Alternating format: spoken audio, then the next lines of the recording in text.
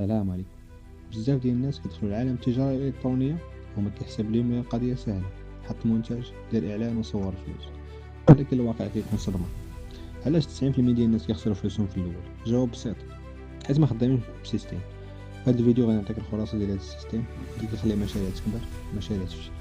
ركز معايا مزيان. شنو هو السيستيم؟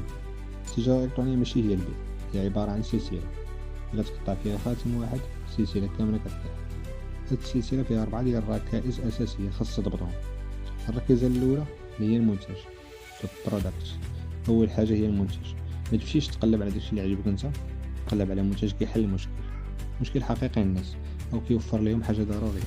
خاص يكون فيها هامش ديال الربح مزيان باش يغطي لك مصاريف ديال الإشهار والتوصيل. الركيزة الثانية هي التسويق، ماركتينغ. تاني حاجة هي كيفاش غيشوفوك الناس. هنا كنهضروا على الإعلانات فيسبوك، تيك توك، انستغرام إلى غيرها. الإعلان خاص يكون ذكي، كيقيس المشاعر ديال الزبون وكيخليه يقتنع بلي المنتج ديالك هو الحل اللي محتاج. الركيزة الثالثة هي التأكيد أو لوجيستيك كونفيرماسيون. هذه هي المرحلة اللي كيموتوا فيها بزاف ديال المشاريع في المغرب. ملي كتجيك الطلبية خاص تأكدها بالتليفون، خاص يكون عندك سيستيم ديال كونفيرماسيون احترافي، تعرف كيفاش تتعامل مع شركة التوصيل باش السلعة توصل في أسرع وقت وبأقل نسبة ديال الرجوع. والركيزة الرابعة هي خدمة الزبناء، كوستيوني سيرفيس. الربح الحقيقي ماشي هو تبيع لواحد مرة واحدة وتمشي، الربح هو تبيع ليه مرة الأولى ويعجبو الحال ويرجع يشري منك المرة الثانية والثالثة.